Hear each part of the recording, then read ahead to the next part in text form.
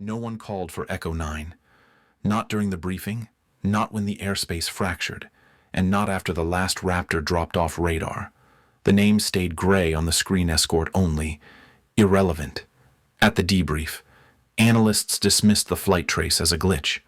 No one had flown that cleanly through interference. It had to be a simulation error. But then, a second replay was pulled. The vector held.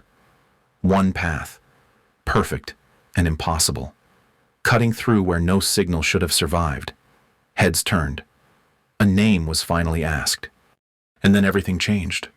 From which city in the world are you watching this video today? If this story intrigues you, please consider subscribing to hear more untold stories of extraordinary service and the heroes who walk among us, never asking for the recognition they deserve. The briefing room had no windows, just a low hum of recycled air and the flattened hiss of boots shifting against linoleum. Elise sat in the last row, her flight folder balanced on her knees, spine straight but unassuming. The chairs were arranged in uneven arcs around the central screen, which pulsed faintly with the base insignia and a loading bar. She didn't speak, didn't stretch, didn't shift. She listened. Around her, the noise built in practiced waves, pilots swapping barbs over fuel cycles and kill ratios, tapping call signs into each other's HUD bands like it was a game.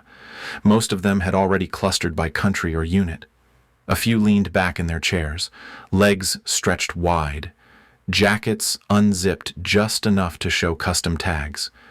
One group passed a shared tablet back and forth, tracing planned approach vectors with fingers sticky from protein bars. Another group joked about the altitude ceiling for today's run, calling it generous for rookies and outdated for Raptors. Elise's name hadn't come up, not once. The screen flickered, then steadied. Mission briefing in progress. The base commander, a broad-shouldered man in a perfectly pressed flight jacket, stood to the left of the projection wall. His tone was clipped and polished, reading from a set of prepared remarks that moved quickly past diplomatic salutes and straight into tasking details. Flight paths, altitudes, contingencies for unknown air traffic, somewhere near the middle. He paused and tapped the screen twice. A manifest appeared. Names and call signs glowed in a crisp white column down one side of the display. In the center of the roster were the primary intercept groups, Alpha, Bravo, and Delta flights. Elise scanned the board once, found her name, and stopped. Echo 9. Her call sign wasn't glowing like the others. It was displayed in gray, a dull font with no comment beside it. Escort only. She didn't blink. She kept reading. One of the Bravo flight leads let out a soft chuckle and nudged the man next to him. Echo 9. That the spare wing for optics. The other shrugged, then added, "It's for symmetry. Press shots look cleaner with 3 Raptors per frame." A few nearby pilots smirked. One turned slightly in his chair to look back at her but didn't say anything. Elise noted the terrain cut in on the next slide. It was brief, just a half-second flash of the elevation map for the eastern corridor, and most eyes skipped over it. But she memorized the slope angle and crosswind index in a blink. The others were already murmuring about fuel margins and refuel turns. She stayed quiet, one hand resting loosely on the folder, thumb hooked over the edge. Her gloves hung from her belt, clipped through a single carabiner.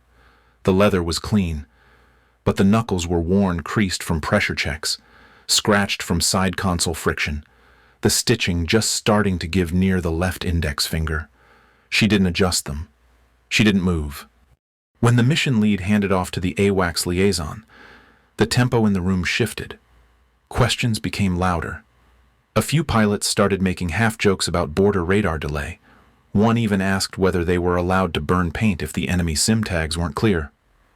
Laughter followed. Elise didn't join in. She was watching the topography replay silently, the faint shimmer of contour shadows rising and falling across the edge of the ridge valley. She didn't write anything down. She had already noted what mattered. When the screen finally went dark, most of the room stood at once. Flight chairs scraped the tile, Mission folders snapped shut. One pilot bumped past her on the way to the exit and muttered, not unkindly, "Just keep the line straight out there. Echo, let us do the dance." He didn't wait for a reply. She nodded once, a gesture more reflex than reaction. Outside the room, the light hit harder, sun through narrow glass, bouncing off polished jet canopies and mirrored hangar doors. The group scattered toward prep tents and ground crews, their voices fading into static chatter over radio checks. Elise stepped into the shade beside a supply rack and opened her folder again. She flipped back to the first page, to the manifest copy printed for backup. Her name was there too. Same font, same dismissal. Echo 9. Escort only. She folded the sheet cleanly in half, slid it back into place, and turned toward the flight line. Behind her, the last laugh echoed faintly against the briefing room wall. Ahead of her, the ridgeline sat far beyond the base perimeter, jagged and quiet, drawn in the same pale blue she'd studied on that flickering slide. No one had noticed it. No one had cared. But Elise had, and she wasn't here to be noticed. She was here to fly. The hangar door creaked open on its motor track, letting in a wide beam of morning light that caught the edges of scuffed wingtips and bare concrete. Elise stepped through without breaking stride, her boots moving in quiet rhythm across the gridded surface. The air inside was cooler than outside, but the scent of fuel hung low, settled into every corner of the space. Her assigned Raptor waited in the last stall, angled slightly away from the main taxi corridor, like a vehicle pulled too far into a driveway. The jet's paint was faded, the matte finish dulled from exposure and patch repairs. Vent covers on the port side showed residue from previous sealant work, not recent, but not fresh either. The rear stabilizers had fine streaks of hydraulic spatter near the hinges, old, dry, but still visible. Wing rivets had been replaced unevenly, with a few caps mismatched in finish. From 20 meters away, the aircraft looked like a backup. From 5 meters, it looked like someone's afterthought. Elise approached with the same calm as always. She placed her hand against the intake cowling briefly, as if listening for something. Then she unhooked her gloves from her belt, pulled them on, and opened the side bay for diagnostics. To her left, the center hangar bustled with noise. 3 Raptors were lined up for press-launch chrome reflectors wheeled into place, personnel snapping photos while a camera drone hovered lazily overhead. A junior pilot leaned against a stepladder, reciting comms, phrases, to a tablet. Another pilot adjusted the collar of his flight suit, making sure the patch embroidery faced forward. They were laughing about refuel timing and which unit would make it back first. None of them looked in Elise's direction. She climbed onto her access stand without assistance, gripping the rail where the powder coat had worn smooth. The canopy glass above her was tinted slightly uneven, a replacement panel just off in hue. She opened the cockpit with a soft hydraulic hiss and settled in. Her knees brushed the lower console frame. The left panel monitor flickered slightly before stabilizing. A technician passed below, carrying a clipboard under one arm and chewing a protein bar with distracted energy. He glanced up toward Elise, then stopped walking. "You're not really flying core today, are you?" he asked. Tone light, voice muffled by chewing. She adjusted the seat position manually and didn't answer. The tech waited a second longer, then shrugged and kept walking. His boots squeaked faintly against the polished floor. Inside the cockpit, Elise began the systems check. Her checklist was printed in black and white, the edges curled slightly from use. Notes in pencil lined the margins, abbreviated code references, vector drift tolerances, caution notations from her own previous runs. She moved through them with clean efficiency, thumb brushing each line as her hand followed the flow. The HUD flickered on with a pale glow. The contrast was off. She reached up and adjusted the brightness manually, turning the dial 3 clicks until the display steadied. One corner still blinked faintly, low light bleed on the right half, but it was functional. She could compensate. Her helmet sat beside her, resting on the edge of the seat panel. No name was stenciled on the side. No squadron decal. Just a serial number etched near the collar ring. Worn down so far the digits looked like faded pencil on plastic. She picked it up and gave it a quarter turn in her hands, then set it back in place. There was nothing to polish. Outside, another group of pilots lined up for a drone shot near Bay 3. One of them flipped his visor open mid-pose and yelled something about lead formations. Laughter followed. Elise continued with the check. Fuel levels were clean. Oxygen flow confirmed. Control surface response measured within spec, though she noted a slight lag on the rear stabilizer check. She made a mark on the paper margin, circled it twice, and moved on. When the final line cleared, she glanced once toward the hangar wall. The old analog clock there read 0700, still on schedule. She reached for her gloves again, checking the seams out of habit. The left knuckle was worn through at the outer edge. She flexed her fingers once, then clipped them back to her belt. They would last the flight. No one else would notice. The jet sat in stillness beneath her, not gleaming, not loud, just ready. No one filmed it. No one pointed toward it for display. But Elise had checked every inch. She knew the smell of heat stress on the cabin seals. She knew which panel would buzz faintly at over 100.0% throttle. And she knew it would fly. That was enough. The sky over the eastern corridor was clear at first glance. Thin strands of jet stream hung over the ridgelines like silver threads, motionless against the early light. Elise flew at altitude, trailing the main formation by a wide margin. Her assigned position, Echo 9, placed her in the rear right support slot, technically part of the formation but too far back to draw attention. She held the pattern without complaint, her eyes tracking the movement ahead, her hands resting lightly on the stick. The lead flights were already maneuvering into their first intercept arcs, sharp and coordinated, like a parade cut at supersonic speed. Bravo split wide, Delta rose high, and Alpha coiled toward the canyon's western pass. Radio chatter came steady at first crisp updates. Altitude calls, timing confirmations. Then it shifted. A double burst of static cut across the primary channel, followed by a hard clip from the AWACS operator. Confirm IFF sync, we've got the rest cut out. A ripple passed through the sky. Elise saw it first in the lead element's behavior. One Raptor rolled harder than needed, overshooting its vector before stalling and correcting mid-climb. Another dropped altitude too fast, flaring briefly against the rock shelf below. Their formation broke by accident, not design. It wasn't panic, not yet, but it was no longer a drill. Her HUD blinked red in the bottom left corner. Radcon drift error. The number jumped 3 degrees without input. She tapped the console once to reset the sweep. Nothing changed. That was when the comms fractured. We're lit, can anyone Bravo 4's down, I've got lock. Static swallowed the rest. Elise adjusted her heading slightly and stayed silent. No one had called her name. One Raptor ahead nosedived into an escape roll, climbing too fast into crosswind. The airframe wobbled, overcorrected, and vanished behind the ridge. No call sign, no flare, just gone. Another turned sharply south, trailing exhaust. Elise saw its profile tilt too far left, not a maneuver correction from loss of control. It skimmed the canyon wall and vanished in a burst of dust and silence.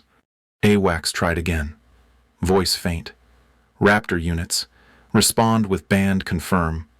Echo 9, do not engage. Repeat Echo 9, stay out of it. Her HUD flashed again, low signal, vector map compromised, overlay scrambled. She did not respond. To her right, the canyon base stretched downward, a carved seam of terrain folded into itself, steep, jagged, and narrow. Elise knew it. She had memorized the cutout from a simulation run that never made it into final doctrine. One map, one ridge, one anomaly in the wind profile, a pattern she had seen 3 months earlier during a Forgotten Systems lecture.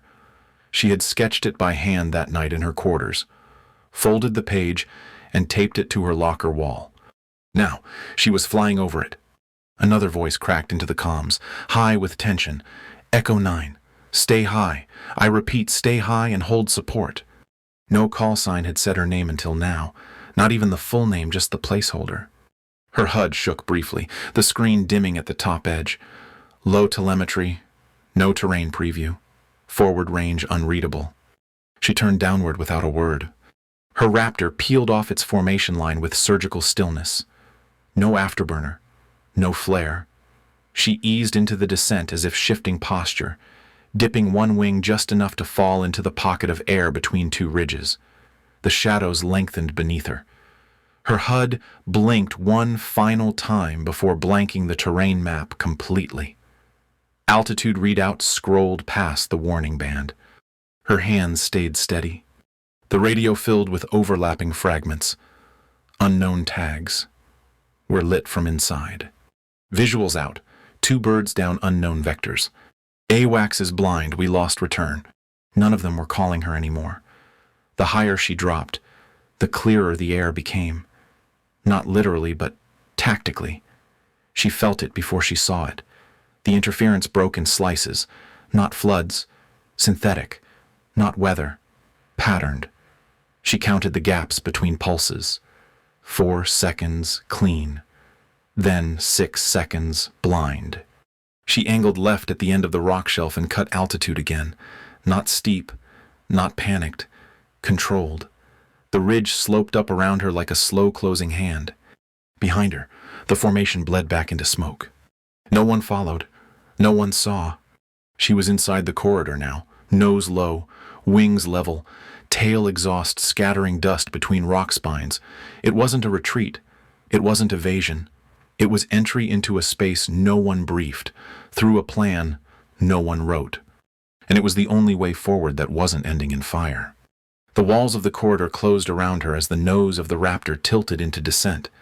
Elise managed the angle with micro-adjustments, 1 degree at a time, trading altitude for margin. The wind dragged against the hull, a constant pressure that made the jet feel heavier than it was. Her HUD had gone dim again, pulse lagged behind the actual terrain. It blinked a soft warning, insufficient clearance. Proximity margin exceeded. Optical return invalid. She didn't acknowledge it.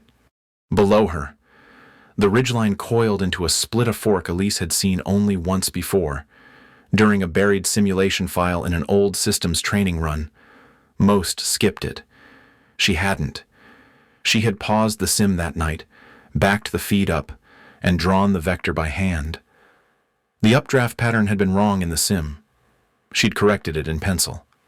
Now, the wind was exactly as she remembered. She pulled left into the deeper branch and cut her engines back by 20%, letting gravity and residual thrust guide her. The wings flexed under the shift, and the jet dropped lower, almost too low, but the air held. It always did here, if you knew how to ask it. There was no comms traffic, no target warning, no lock-on, but Elise felt it. Pressure not mechanical, but tactical. Someone, or something, was tracking the path she flew, not close enough to tag, close enough to mimic, close enough to fall into a mistake. She moved to exploit it. The canyon wall ahead rose fast, a vertical ramp with no taper. The angle of approach was too tight for a standard climb. Most Raptors would stall attempting it. Elise didn't use standard protocol. She initiated a thrust vector transition, redirecting nozzle output downward and backward in a controlled pivot. The aircraft lifted like a fingertip pulled upright nose to the stone, tail to the sky. For a moment, the airframe vibrated under strain. Her stick pulled soft left. She countered with a shallow roll, bleeding velocity without sacrificing gain. The HUD was gone now, fully disabled under low sky error codes. Elise flew on memory. Halfway up the wall, she caught the updraft. It lifted her right wing just enough for a low G inversion. She rolled the Raptor inverted, letting the natural curve of the air take her belly first along the canyon face. Her harness tightened. Blood rushed through her limbs like heat under pressure. But she was calm. Every move she made had already lived once on paper. Behind her, a whisper of motion in the air signaled pursuit. A flash, not visual, but kinetic. Something had followed her line. A drone. Maybe. Small and agile. Fast enough to keep up, but not smart enough to know what she had seen in the rock. It attempted the climb. She didn't look back. She listened. The jet's sensors picked up a collision reverberation minor, but terminal. A scrape against the rock wall. A signal lost. Then silence. She emerged at the top of the ridge, inverted and climbing. Elise rotated the Raptor slowly, realigning to horizontal with minimal thrust. She let it glide for a full second before restarting active engine control. When she lit the burn again, the jet leveled with clean stability. The canyon now lay behind her, jagged and indifferent. Her path through it was invisible to anyone not already watching for it. The next gap in the ridge came fast, a narrowing of stone marked by a lightning-blasted cleft at the top. This was the part she had never flown, only drawn, only imagined. The wind would split here. One half would fall into downdraft. The other would spiral outward with just enough force to push a jet's nose right if the pilot didn't correct with rudder offset and lateral trim. She did both. The fuselage passed through the cleft with centimeters to spare. Not luck. Geometry. She had measured it on a napkin, years ago, when someone mentioned the ridge by accident during a briefing she hadn't been invited to. Her HUD came alive again in the moment after. Signal returned. Radar trace reinitiated. The flight path realigned. Her Raptor showed up again on tactical display as a single dot far from the others, separated by terrain, by altitude, and now by history. No one hailed her. No one knew where she had gone. Elise checked the systems one at a time. Airspeed within band. Fuel at 62%. Oxygen normal. Hull integrity confirmed. There was soot on the tail section and stress warnings on the aft stabilizers, but nothing outside envelope. The enemy or whatever had tried to track her was no longer in frame. Maybe gone. Maybe crashed. Maybe choosing not to follow. She didn't chase it. She didn't log it. There was no weapon discharge. No evidence to report. Only the absence of failure. Ahead, the sky opened into flat altitude bands again. Uncrowded. Unclaimed. She climbed without acceleration, letting her Raptor rise like it had found its own reason to ascend. The HUD blinked once more. Not in warning, but in restoration. Every system was back. She had gone blind, gone low, gone against protocol, and she had returned. On the radar. Her dot remained nameless, still labeled Echo 9, still gray, but moving. The only flight that had... The ridgeline fell away behind her like a curtain being drawn. Elise crested out of the corridor with her Raptor trimmed just above stall speed, easing the controls forward until the nose settled level. Her HUD flickered back to partial function altitude. Speed. And radar sync returned. Though topography remained scrambled. She glanced once at the fuel readout 37%, well within safe margin for return. Though her burn rate had doubled on ascent, she noted it without concern. The sky ahead was undisturbed. No tags, no alerts, no trace of the hostile pressure that had lingered behind her through the climb. Whatever had followed her or tried to was no longer present. Whether by disengagement or failure, Elise didn't speculate. The threat was gone. That was enough. She turned back toward the formation route and initiated a long lateral arc, staying below cloud level until the last possible moment. Her radar signature reappeared on the wider grid just outside the known interference zone. AWACS didn't respond. No one hailed her.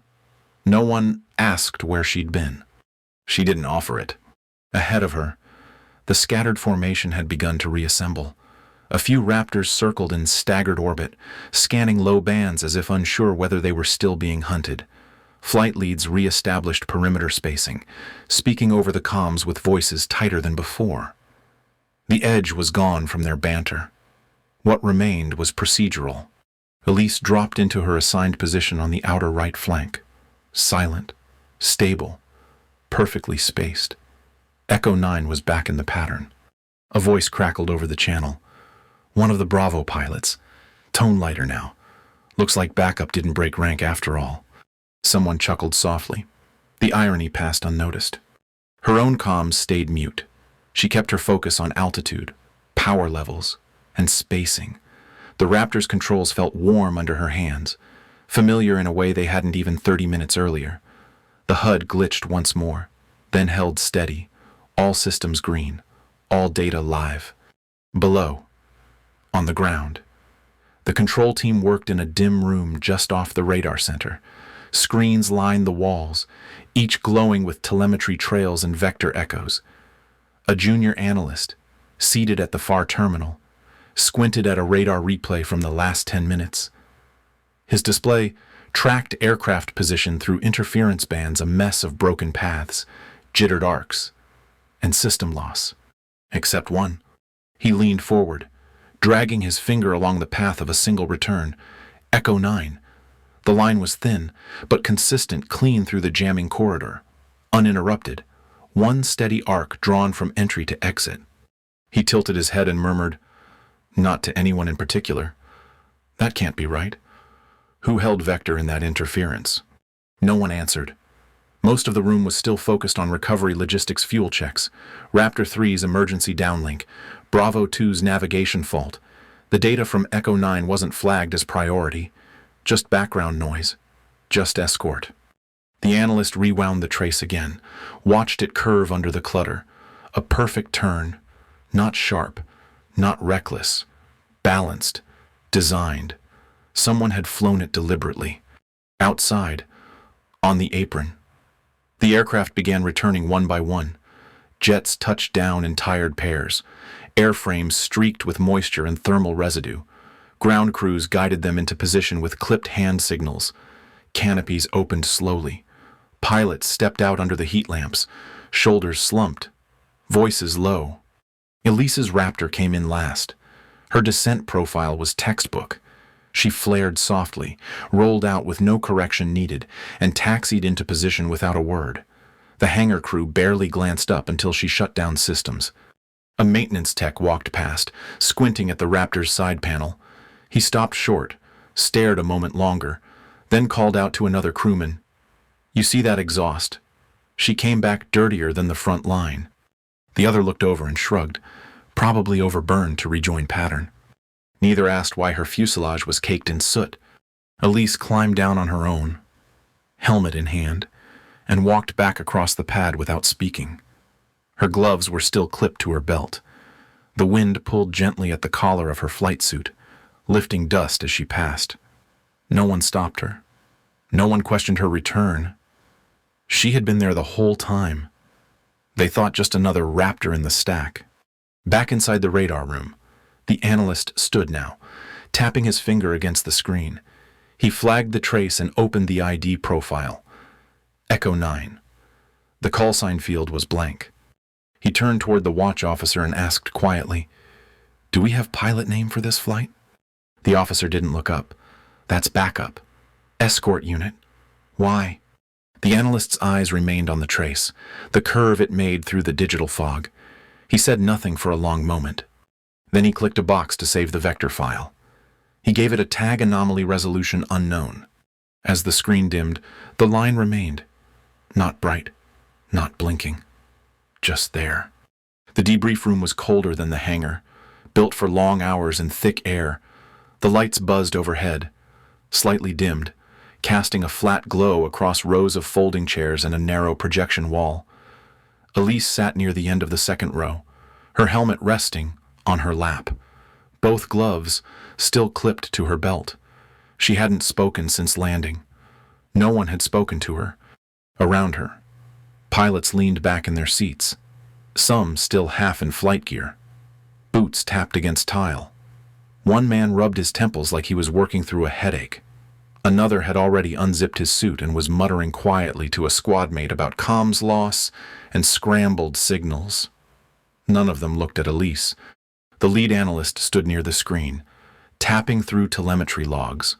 A thin line of noise flickered across the projected map, paths drawn in broken colors. Most traces stopped abruptly, corrupted by interference or terminated when aircraft broke pattern. A few vectors showed escape rolls or failed rejoin attempts. None of them were clean. He brought up the time index for the canyon sector. The room quieted slightly as the logs replayed. A few pilots leaned forward, watching the collapse in vector control during the middle segment of the flight. The data told the story. What had felt like chaos in the cockpit looked worse from above. Raptor 3 broke south and stalled, the analyst said, more to himself than anyone else. Raptor 5 lost telemetry. Echo 9's trace was intermittent, but wait a second. He expanded the band. Another analyst stepped closer. That path's complete, all the way through the interference zone. The lead frowned. She's not on the kill list. No record of weapon engagement. No comms traffic. Someone further back muttered, so she bailed early, ghosted the fight. The analyst didn't respond. Instead, he pulled up the vector line in isolation, removing other paths for clarity. It formed a single arc, clean, fluid, undisturbed by jamming bursts or stall warnings. A narrow descent, a sharp climb, then an exact re-entry at the northern edge of the corridor. Another voice, quieter, came from behind the display console. Wait, she ran the ridge. Alone. The room shifted. Chairs creaked as heads turned. The lead pilot from Bravo Flight looked up, jaw clenched. Who the hell flew Echo 9? There was a pause. Then the junior analyst, still seated by the auxiliary display, nodded toward Elise without moving his hand. That's her. For a second, no one said anything. The only sound came from the ventilation system overhead, a soft rattle that suddenly felt loud. Elise looked up once, her expression unreadable. She didn't smile. She didn't nod. She didn't defend. She had nothing to explain. The lead pilot stared at her, then slowly removed his gloves and set them on the floor beside his boot. One nod, nothing more. The analyst zoomed in again, showing the corridor's edge in sharper contrast. The other flight traces flickered out one by one, corrupted or incomplete. Echo 9's line remained, untouched, undeniable. A few murmurs passed behind Elise, quiet and unsure. She rose from her chair without sound, picked up her helmet, walked toward the exit as the screen behind her looped the footage again, now with the trace highlighted in gold. No one tried to stop her. In the hallway, the light changed, softer, more natural, the color of late afternoon pushing through angled glass.